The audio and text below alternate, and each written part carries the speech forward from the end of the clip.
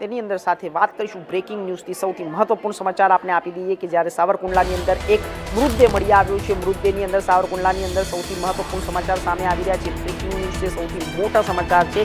સાવરકુંડલા નજીક ફોરેસ્ટ વિસ્તારમાં અજાણે યુવાનોનો મૃતદેહ મળી આવ્યો છે। પલિયાણ બીડ વિસ્તારની અંદર કોવાયેલ હાલતમાં લાશ મળી આવ્યું છે। લાલધામપુર અને જ્યારે ડુંગર પર મૃતદેહ મળી આવતા વિસ્તારમાં ચકચાર મચી જવા પામીની છે। રૂરલ પોલીસ ત્યાં પહોંચી ગઈ છે અને આ સાથે પ્રાથમિક રીતે સુસાઇડની આશંકા પોસ્ટમોર્ટમ માટે લાશ સિવિલ હોસ્પિટલ ખસેડાઈ છે। સૌથી મહત્વપૂર્ણ સમાચાર સાવરકુંડલા નજીક ફોરેસ્ટ વિસ્તારમાં અજાણ્યા યુવાનનો મૃતદેહ મળી આવ્યો છે અને આ સાથે જ પલિયાણ બીડ વિસ્તારમાં કોવાહેલ ગયેલી લાશ મળી આવી છે। સૌથી મહત્વપૂર્ણ સમાચાર છે, મોટા સમાચાર છે અને એક દુઃખદ સમાચાર છે। ઇન્ડિયા ન્યૂઝ ગુજરાતના માધ્યમથી બ્રેકિંગ ન્યૂઝ દ્વારા આપને જણાવી દઈએ।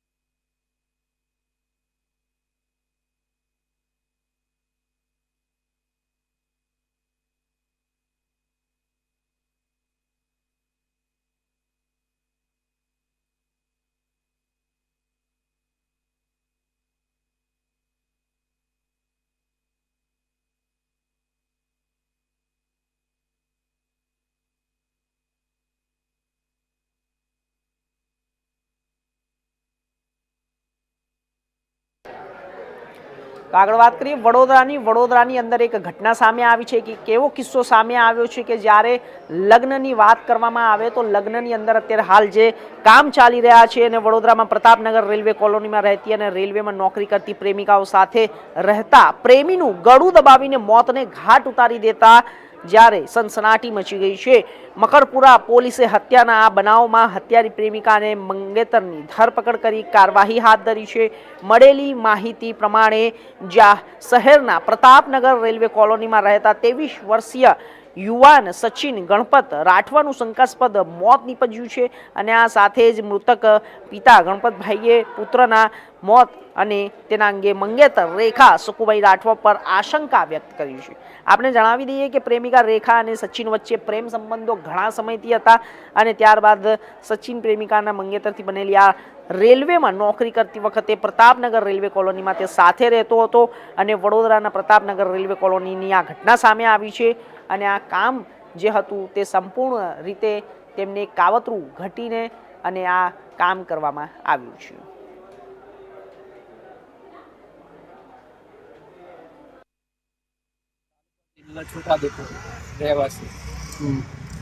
શું કેવી રીતે આ ઘટના બની હતી? મારો છોકરો અહીંયા પ્રતાપનગર રેલવે કોલોનીમાં રહેતો હતો। કેટલા વર્ષથી રહેતો હતો? હવે 6-7 મહિનાથી રહેતો હતો અહીંયા।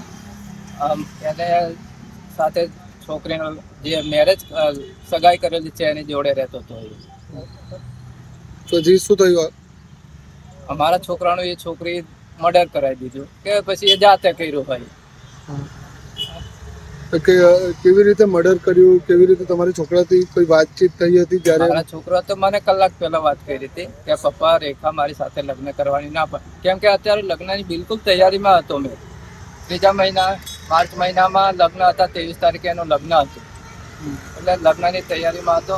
આગલા દિવસે મારો છોકરો મારા ઘરેથી જ આવ્યો। આગલા દિવસે બંને જણ જોડે આવ્યા અને ત્યાં બધે ડીજે અને પછી બગી આવવા બધાને તારીખો આપી કે મારો મેરેજ 23 તારીખના છે તો બધા તારીખ નોંધ દીધો।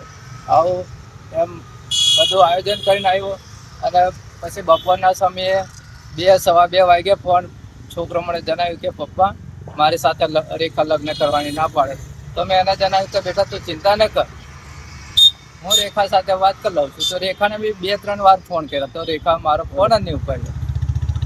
પછી તમને કેવી રીતે ખબર પડી કે આ ઘટના ઘટી? પછી રેખાએ મને 4:15 ની આજુબાજુ 4:15-4:30 વાગ્યાના ટાઈમની અંદર મને રેખા ફોન કરીને જણાવ્યું કે પપ્પા સચિન ઊંઘે છે અને જાગતો નહીં. તો મેં એને પૂછ્યું કે એને શું થયું.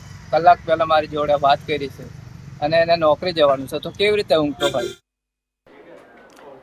તો આપણે જણાવી દઈએ સુરતમાંથી એક સૌથી મોટા સમાચાર સામે આવી રહ્યા છે કે સિટી બસની અંદર એક ભીષણ આગ લાગવાની ઘટના સામે આવી છે. દુર્ઘટના ટળી ગઈ હતી, પરંતુ આની અંદર કોઈ જાનહાનિના સમાચાર સામે નથી. સૌથી મહત્વપૂર્ણ સમાચાર છે કે જ્યારે સુરત શહેરના અમરોલી વિસ્તારમાં એક મોટી દુર્ઘટના ટળી છે. ચાલુ સિટી બસમાં અચાનક ભીષણ આગ ફાટી નીકળતા મુસાફરોના જીવ તાળવે ચોંટી ગયા હતા. જો કે ડ્રાઈવરની સતર્કતા અને સમય સૂચકતાના કારણે બસમાં સવાર તમામ મુસાફરો સુરક્ષિત બહાર લાવી દેવામાં આવ્યા હતા. મહાનગરપાલિકાની સિટી બસ જ્યારે અમરોલી વિસ્તારની અંદર પસાર થઈ રહી હતી તે દરમિયાન અચાનક જ બસના એન્જિનના ભાગમાં ધુમાડા નીકળવાનું શરૂ થયું. જોતજોતામાં આગે વિકરાળ સ્વરૂપ ધારણ કરી લીધું અને સમયે બસમાં અંદાજે 15થી 20 મુસાફરો હતા અને બસમાં આગ લાગતા મુસાફરોની ચીસો સાંભળીને, બૂમો સાંભળીને દોડધામ મચી ગઈ અને વધુ પ્રેશરે તે પહેલા તે મુસાફરો સમયસર બસમાંથી નીચે ઉતરી ગયા અને કારણે મોટી જાનહાનિ ટળી છે.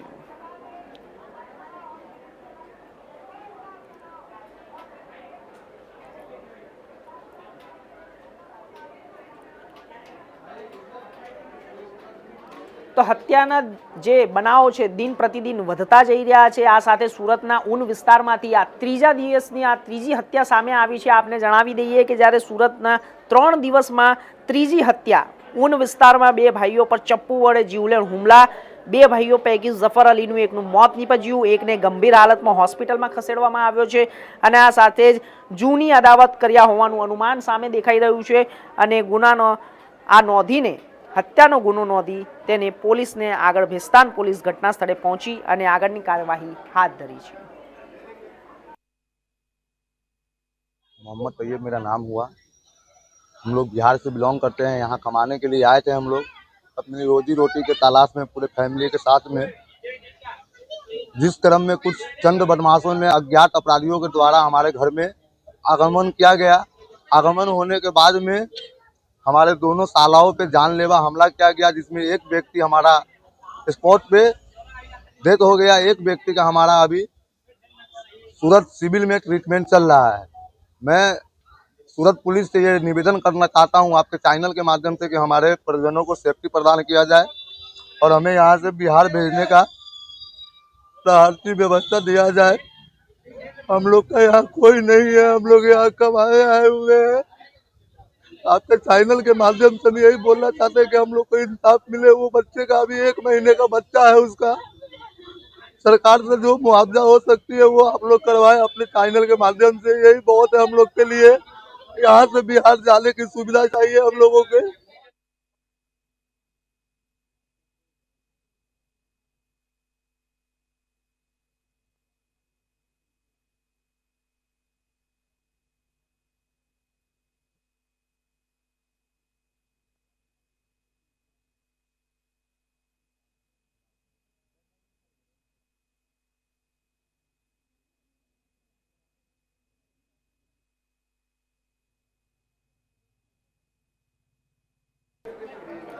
તો સુરતમાં આમ આદમી પાર્ટી દ્વારા વિરોધ કરવામાં આવી રહ્યો છે. વિરોધની સાથે તે જન આક્રોશ રેલીનું પણ આયોજન કરવામાં આવ્યું છે. આપને જણાવી દઈએ કે આમ આદમી પાર્ટી દ્વારા સુરતની અંદર અત્યારે હાલ આયોજન કરવામાં આવ્યું છે. સુરતમાં આમ આદમી પાર્ટી વિરોધ કરી રહી છે. સુરતમાં ભાજપને રાજસ્વી સન્માન કાર્યક્રમ છે, જ્યારે સુરતમાં વાલક પાટિયા પાસે પટેલ સમાજની હોસ્ટેલ બની રહી છે અને આ હોસ્ટેલના FSL માટેની 3 કરોડ કરતાં વધારેની રકમોની ફી ચૂકવવી પડે એમ છે. તો સમાજની હોસ્ટેલ બનતી હોય અને સમાજના નેતાઓ સરકારમાં હોય તો શું સમાજની આ FSL જ્યારે ફ્રીની ન થઈ શકે?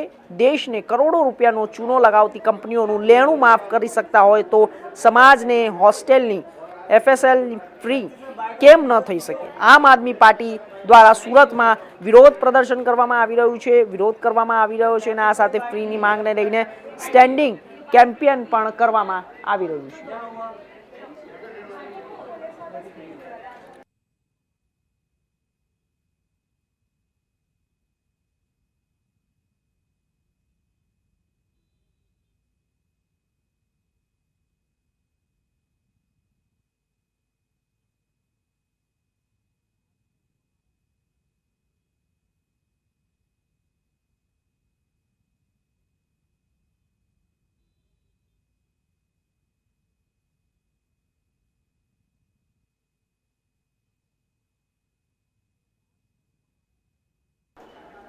તો સુરતની અંદરથી જ્યારે ટ્રેન કર્મચારીઓની એક સામે આવી છે આ ઘટના, અને ઘટનાની અંદર તેમની ગુંડાગીરીને લઈને સવાલો ઊભા થઈ રહ્યા છે. આ સાથે સુરતના શહેરના વરાછા વિસ્તારમાં ટ્રાફિક પોલીસના કોન્ટ્રાક્ટ પર ચાલતી ક્રેનના કર્મચારીઓની ગુંડાગીરીના એક ચોંકાવનારા વિડીયો સોશિયલ મીડિયામાં પણ વાયરલ થઈ રહ્યા છે. સામાન્ય રીતે ક્રેન નો પાર્કિંગમાં રહેલા વાહનો ઉઠાવવાનું કામ કરતી હોય છે, પરંતુ વરાછાના માતાવાડી વિસ્તારમાં વાહન ઉઠાવવામાં આવેલી ક્રેન કર્મચારીઓનું વાહન બદલે વિડીયો ઉતારી રહેલા એક યુવકને જ ઉઠાવીને ક્રેનમાં બેસાડી દીધો તેવી ઘટના સામે આવી છે. આપને જણાવી દઈએ કે આ સુરતના વરાછામાં ટ્રાફિક ક્રેન કર્મચારીઓને આ ગુંડાગીરીનો એક વિડીયો સામે આવ્યો છે, અને આ વાયરલ વિડીયો સામે આવતા જ હવે તંત્ર પર પણ સવાલો ઊભા થઈ રહ્યા છે. નો પાર્કિંગ વાહન ઉઠાવવાના બદલે યુવક જે વિડીયો ઉતારી રહ્યો હતો તેને જ અંદર ક્રેનની અંદર બેસાડી દેવામાં આવ્યો છે, અને આ વિડીયો સોશિયલ મીડિયામાં વાયરલ થયો છે. માતાવાડી વિસ્તારમાં બનેલી આ ઘટનાએ ભારે ચકચાર મચાવી છે.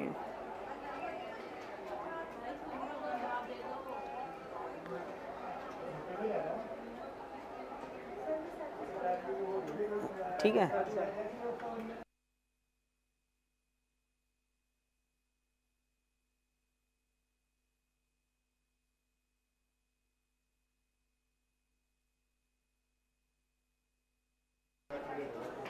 તો ઉમરગામમાં નંદી જમીનને લઈને વિવાદ સામે આવ્યો છે. જમીનોને લઈને આ વિવાદ વકરી રહ્યો છે, ખૂબ જ આક્રોશ વ્યક્ત કરવામાં આવી રહ્યો છે, અને આ સાથે જ ઉમરગામ તાલુકાની વન વિભાગની જે જમીનો છે રસ્તા નિર્માણને લઈને ભારે વિવાદ સર્જાયો છે, અને છેલ્લા લગભગ 70 વર્ષથી અહીં વસતા આદિવાસી સમાજે રસ્તા નિર્માણને કડક વિરોધ કર્યો છે. ગ્રામજનોનું કહેવું છે કે તેમણે કોઈ નવી રસ્તાની માંગ કરી નથી, અને આ સાથે પહેલેથી જ નેશનલ હાઈવે સ્કૂલથી પાકો ડામર રસ્તો ઉપલબ્ધ છે. વન વિભાગ દ્વારા અચાનક જ શરૂ કરાયેલી કામગીરી સામે ગ્રામજનો અસંતોષ છે.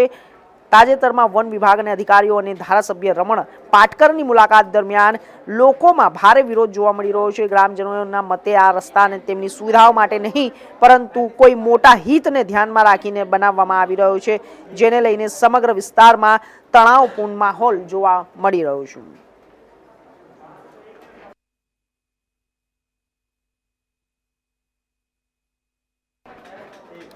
તો ઠંડી જેમ જેમ વધતી જાય છે તેમ તેમ તેનો ચમકારો પણ વધતો જાય છે. ઠંડીની વાત કરવામાં આવે તો જ્યારે ગુજરાતથી અડીને આવેલા માઉન્ટ આબુની અંદર પણ ઠંડીનો પારો વધી ગયો છે.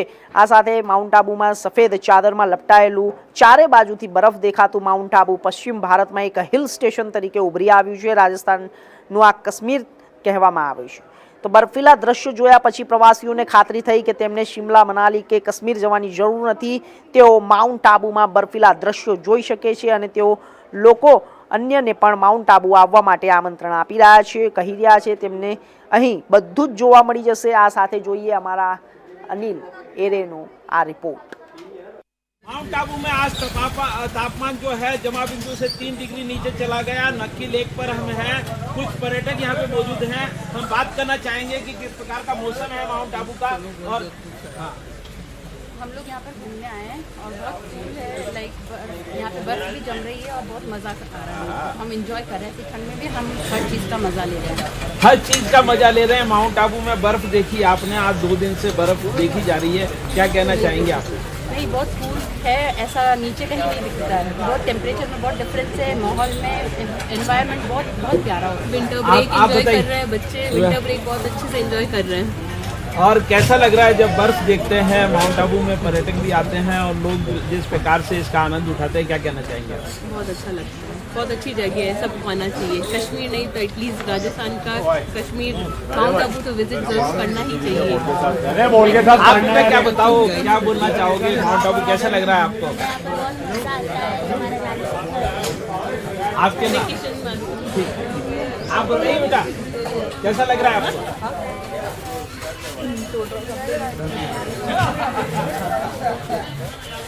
आप अन्य पर्यटक भी मौजूद हैं यहाँ पे. हम बात करना चाहेंगे कि माउंट आबू में जो है आज बर्फीला हो रखा है, -3 टेम्परेचर था. क्या कहना चाहेंगे आप? काफ़ी ठंड है यहाँ पे. कॉफी चाय पीने का काफ़ी मज़ा आ रहा है. अच्छा वेदर है अभी. आप क्या कहना चाहते हैं दूसरे लोगों के लिए कि माउंट आबू आना चाहिए? सर्दी में आइए और यहाँ का मजा उठाइए. हम इधर 15वीं बार आए हैं. आप कहाँ से आए हैं? अहमदाबाद गुजरात से आए हैं. ठंड का मज़ा तो नक्की लेक के पास ही है. हाँ ठंड का मजा नक्की लेक के पास में है और कहीं ना कहीं आज माइनस टेम्परेचर रहा, कल भी माइनस टेम्परेचर 3 था, आज भी -3 है और कहीं ना कहीं पर्यटक आनंद उठा रहे हैं। कैमरा पर्सन सुनील आचार्य के साथ अनिल अरन, इंडियन। તો આજે પોષી પૂનમને લઈને યાત્રાધામ અંબાજીની અંદર પણ ભક્તોએ જ્યારે દર્શન કરવા માટે ઉમટી પડ્યા હતા અને આ સાથે જ પોષી પૂનમને લઈને અરવલ્લી જિલ્લાના સુપ્રસિદ્ધ અને સુપ્રસિદ્ધ યાત્રાધામ શામળાજી ખાતે ભક્તોની ભીડ જોવા મળી હતી। પોષી પૂનમને લઈને મોટી સંખ્યામાં ભક્તો શામળિયા દાદાના દર્શને પહોંચ્યા। વહેલી સવારથી જ ભાવિક ભક્તોની લાંબી લાઈનો લાગી।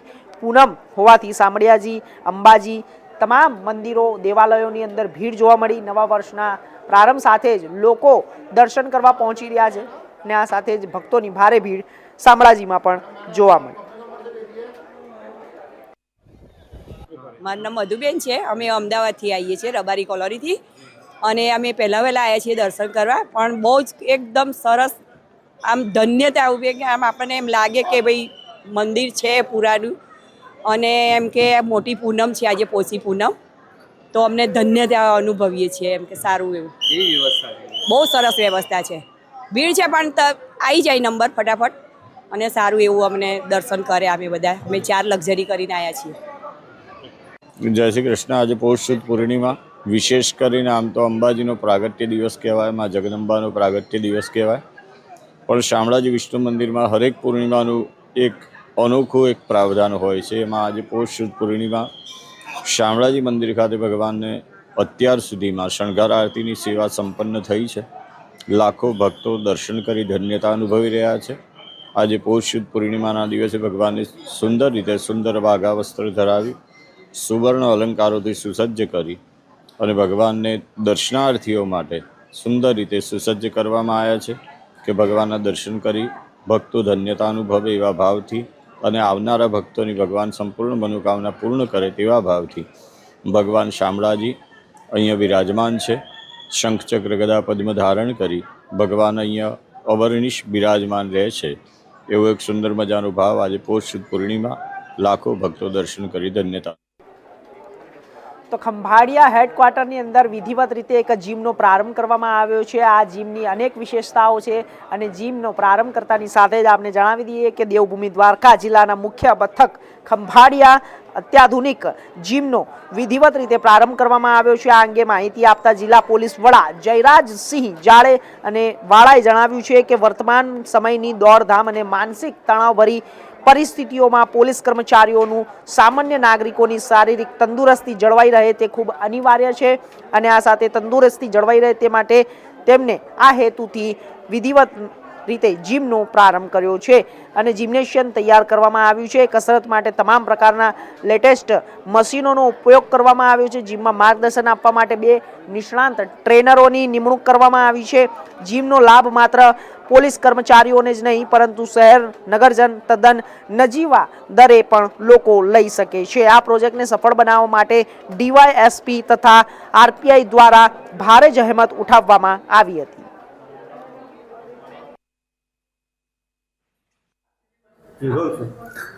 આજે અમારા પોલીસ હેડક્વાર્ટર ખાતે અમારા કર્મચારીઓ અને એ ઉપરાંત પણ નગરજનોને પણ એના માટે જિમ્નેશિયમની વ્યવસ્થા કરવામાં આવેલી છે ને જીમના તમામ સાધનો પણ વસાવેલ છે અને અમારી પાસે 2 જીમ ટ્રેનર પણ છે, જેથી અમારા જે કર્મચારીઓ છે એ પણ નજીવી ફી ભરી અને જીમનો લાભ લઈ શકશે અને જે સ્ટ્રેસ ભરેલી લાઈફ હોય છે અને દોડધામમાં પણ ફિઝિકલ ફિટનેસ ખૂબ મહત્ત્વની હોય પોલીસ કર્મચારી તરીકે, તેથી અમે જીમની વ્યવસ્થા આજરોજ કરેલ છે। અમારા ડીવાયએસપી હેડક્વાર્ટર અને આરપીઆઈ બંનેના સારા પ્રયત્નોથી આ વ્યવસ્થા થઈ છે। આની અત્યારે જે પ્રારંભિક છે એમને એવું લાગે છે કે 6-1 લાખ રૂપિયાનો ખર્ચો થયો હશે, બાકીના અમે હજી વસાવશું બાકીના જે સાધનો છે એ।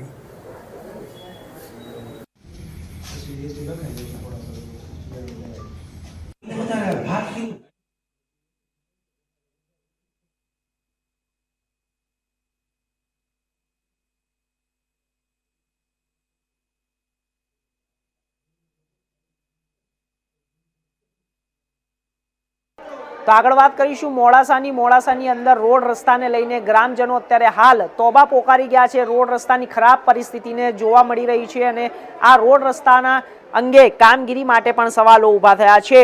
અરવલ્લી જિલ્લાના મોડાસાના સિનાવળ ગામે 15 વર્ષથી રસ્તાની સમસ્યાઓને લઈને ગ્રામજનો ત્રાહિમામ પોકારી ઉઠ્યા છે. કહેવાતા વિકસિત ગુજરાતમાં પણ લોકો રોડ રસ્તાને જેવી પ્રાથમિક જરૂરિયાતો મળતી નથી.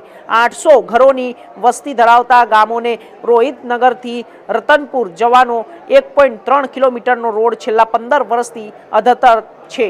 ગામ લોકોનું કહેવું છે કે 15 વર્ષથી આ રોડ પર મેટલ નાખીને સંતોષ માનવામાં આવ્યો છે. અનેક રજૂઆત કરવામાં આવી હોવા છતાં કોઈ નિરાકરણ ન મળ્યું અને આ સાથે જ રોડ રસ્તાની ખરાબ હાલતને લઈને ગ્રામજનો ઉગ્ર વિરોધ કરી રહ્યા છે.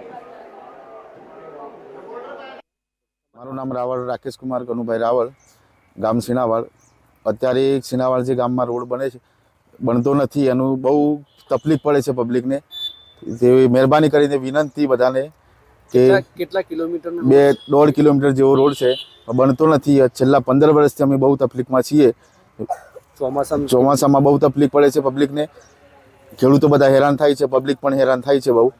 મહેરબાની કરીને વિનંતી કે આ રોડનું કોઈ માહિતી લાવે. બેન મેહુલભાઈ ડાભી, ગામ સિનાવાડ. અમને બહુ તકલીફ થાય છે અહીંયા નીકળવાની. પાણી ભરાઈ જાય છે ચોમાસાનું અને બહુ તકલીફ થાય છે. અમારે નીકળવું બહુ મુશ્કેલ પડે છે અને જોયું જ ક્યાં થાય એવું થાય છે. આ બધા પાણી ભરાઈ જાય છે, આ બધા પાણી ભરાય છે. જવાની બહુ તકલીફ પડે. અમે ઘાસ લેવા જવાની હોય, લાકડો લેવા જવાની, ખેતરમાં જવું, વાસીદું નાખવા હોય, બહુ તકલીફ પડે છે. કોઈ અધિકારીઓ આવે છે મુલાકાત? કોઈ અધિકારી નથી આવતા. બહુ તકલીફ બંધ કોઈ નથી. ગામ સિનાવળ કનુ રાવળ મારું નામ છે.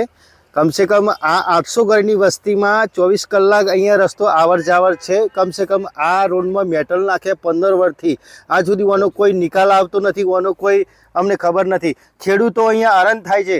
આવર જાવરની પબ્લિક બહુ તરાશી થાય છે. આવતું નથી, જવાતું નથી. આ રોડનું કોઈ પણ કાર્યવાહી થતું જ નથી આજ સુધી. એટલા માટે આ એક લાગણી એક સરકારને અમે દુભાઈને કહીએ છીએ કે અમારો રોડ ક્યારે બનશે. અમે આજથી 15 વર્ષ પહેલાં અમે આ રોડની વાટ જોઈ રહ્યા છે, ક્યારે બને ક્યારે બને. 800 ઘરની વસ્તી અહીંયા આવર જાવર, અહીંયાથી રોહિતનગરથી રતનપુર ટચ થવાવાળો રોડ અને 24 કલાક આવર જાવર પબ્લિકની અહીંયા ચાલુ જ છે. ખેડૂતો બહુ હેરાન થઈ રહ્યા છે. એના માટે અમે અમારા દુઃખને તમારી સમક્ષ રજૂ કરીએ છીએ. એનાથી અમે વેદના શું કરી શકીએ. બધા રોડ બને. આજથી 15 વર્ષ પહેલાં સુધી અમે વાટ જોઈ હતા રોડ આજે બને કાલે બને, પણ આજ સુધી આ રોડ બન્યો નથી. એટલા માટે અમારી આ વેદના અમારે તમારી જોડે અમારે રજૂઆત કરવી છે. બસ એ જ કહેવું છે, બીજું તો કંઈ કહેવાનું આવે છું. પણ આ રોડ બને તો અમારે આવર જવરની સારું રહે અને ખેડૂતો માટે બહુ સરસ, એટલું જ કહેવું.